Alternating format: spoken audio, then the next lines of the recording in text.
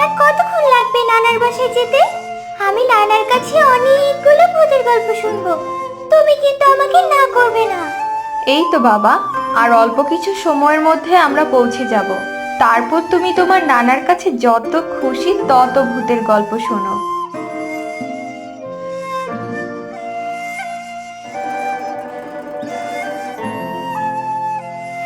আরে মা, তোরা এসে পড়েছিস, তোদের জন্যই তো অপেক্ষা করছিলাম। আরে আমার নানা ভাই, কেমন আছো তুমি? ভালো। নানা ভাই, তুমি আজকে আমাকে অনেকগুলো ভূতের গল্প শোনাবে। আম্মু আমাকে বলেছে ভূতের গল্প শুনতে দিবে। আজকে আমার কোনো বাধা নেই, আজকে শুধু তুমি আমাকে ভূতের গল্প শোনাবে। আচ্ছা নানা ভাই, তোমাকে অনেকগুলো গল্প শোনাবো। আগে তোমরা হাত মুখ ধুয়ে দুখানা খেয়ে নাও তো দেখি। ওকে। সবাই ঘরের ভিতরে চলে গেল। রাতের খাবার দাবার শেষ করে তাদের বৈঠকখানায় বসলো তারা। নানা ভাই, একটা ভয়ঙ্কর ভূতের গল্প বলো তো, অনেকক্ষণ ধরে অপেক্ষা করছি। তুমি আমাকে রাক্ষসের গল্প শুনিয়েছো, কিন্তু আজ আমি একটা সত্যিকারের ভূতের গল্প শুনবো। বানিয়ে বলবে না কিন্তু। আচ্ছা নানা ভাই, সত্যিকারের গল্পই বলবো, ভয় পাবে না তো? না না নানা ভাই, তোমার কি আমাকে ভীতু মনে হয় নাকি?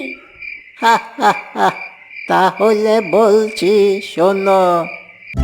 রহমত মিয়া তার পরিবারকে নিয়ে রূপনগর গ্রামে থাকত। গ্রামটি যেমন সৌন্দর্যে ভরপুর, তেমনি সন্ধ্যার পর ভয়ঙ্কর হয়ে ওঠে। এই গ্রামে সন্ধ্যার পরে বাইরে থাকা নিষিদ্ধ ছিল।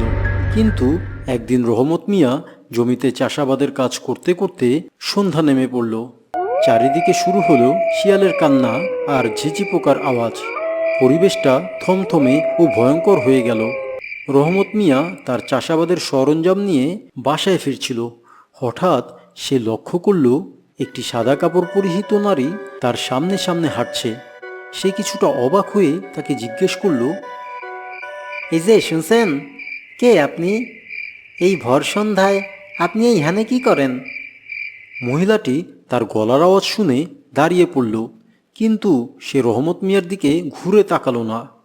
রহমত মিয়া হাঁটতে হাঁটতে মহিলাটি কাছে এগিয়ে গেল, কিন্তু রহমত মিয়া যত সামনে আগায় মহিলাটি যেন আরও সামনে চলে যায়। কোনোভাবেই রহমত মিয়া মহিলাটির সামনে যেতে পারছিল না। কিছুক্ষণ চেষ্টা করার পর রহমত মিয়া সামনে গিয়ে দেখল একটি অপরূপ সুন্দরী নারী তার চোখের পানি ফেলছে আর ফুপিয়ে ফুপিয়ে কান্না করছে। রহমত মিয়া তাকে জিজ্ঞেস করল, কি হয়েছে আপনার? আপনি এমনি কাঁদতেছেন কেন? আপনি কার বাড়ির বউ? এই রাইতের বেলায় এই মাঠের মধ্যে একা একা কি করতেছেন? আপনার ভয় লাগে না? শুনছি এই মাঠটা নাকি ভালো না। রাইতের বেলা এইখানে ভূত প্রেত ঘোরাফেরা করে। আপনি এইখানে একা একা কি করতে আইছিলেন? আমি মন্ডল বাড়ির বউ। আমার বাড়ি একটি ছাগল এইদিকে চলে এসেছিল, কিন্তু এখন আর খুঁজে পাচ্ছি না। ছাগলটি ওই পাশে জঙ্গলে চলে গেছে, কিন্তু আমার একা যেতে ভয় করছে। বাসায় যদি আমি ছাগলটি না নিয়ে যাই, তাহলে আমার স্বামী আমাকে অনেক মারবে। আপনি চিন্তা করেন না, আমি আপনার সাহায্য করবো ছাগল খুঁজতে। কোন দিকে গেছে কোন? আপনি আমার পিছু পিছু আসেন, আমি আপনাকে নিয়ে যাচ্ছি। রহমত মিয়া মহিলাটিকে অনুসরণ করতে শুরু করলো। মহিলাটি ধীরে ধীরে মাঠের রাস্তা থেকে পাশে থাকা একটি ঘন জঙ্গলের মধ্যে যেতে শুরু করলো। রহমত মিয়াও তার পিছু পিছু যেতে থাকলো আর তার সঙ্গে কথা বলার চেষ্টা করছিল, কিন্তু মহিলাটি তার কোনো প্রশ্নের উত্তর দিচ্ছিল না। হঠাৎ করে মহিলাটি জঙ্গলের মাঝখানে দাঁড়িয়ে পড়ল। কি হইল? দাঁড়ায় পড়লেন যে? ছাগল তো কোনো জায়গায় দেখতাছি না। ছাগল তো তুই। আজকে আমি তোকে শিকার করব। তোর রক্ত খেয়ে আমি আমার লাবণ্যকে ধরে রাখবো। রাতটা খাবো, মানুষে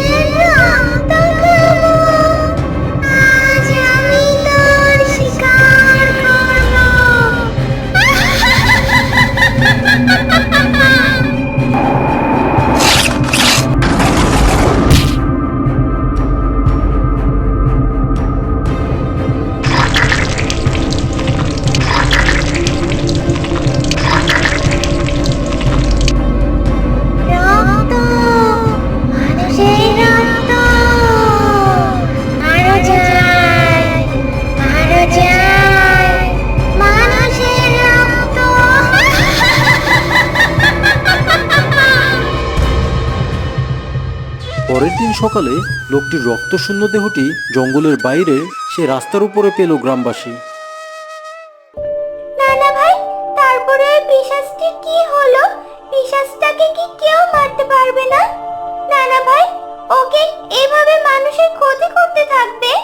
না না ভাই, যতই দেরি হোক না কেন শয়তানের কখনো জয় হয় না, জয় হয় ভালোর।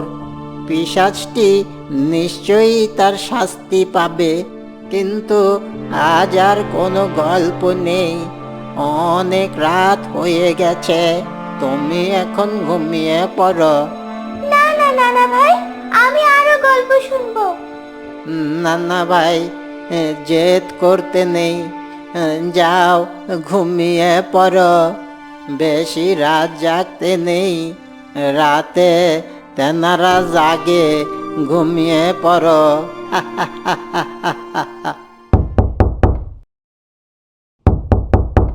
কে বাইরে? এত রাতে তো কারো আসার কথা না। বাবা, এই রাতের বেলায় আবার কে আসলো? দরজা খোলা কি ঠিক হবে? রমিজ মিয়া চুপ করে থাকলো। জাহানারা উঠে দরজা খুলতে যাবে এমন সময় রমিজ মিয়া পিছন থেকে বলল, দাঁড়াও, সবার ডাকে সাড়া দিতে নেই। তোমরা যে শুয়ে পড়ো, বাইরে যেই থাকুক খবরদার দরজা খুলবে না।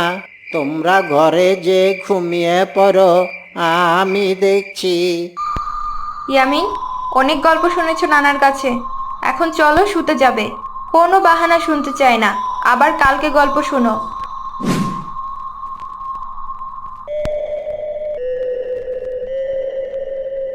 জাহানারা বেগম ইয়ামিনকে নিয়ে ঘরের ভিতরে শুয়ে পড়ল।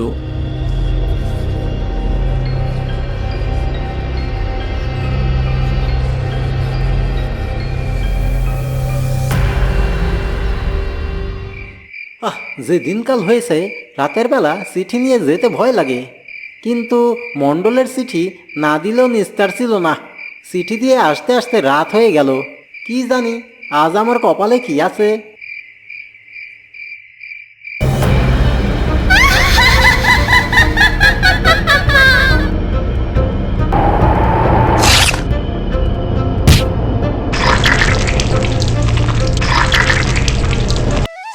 রাস্তায় অনেক মানুষের ভিড়, সবাই কিছু একটা দেখছে, সবার মুখে চোখে ভয়ের ছাপ। রমিজ মিয়া ভিড় ঠেলে ভিতরে যেয়ে দেখল আরও একটি লোকের লাশ পড়ে আছে।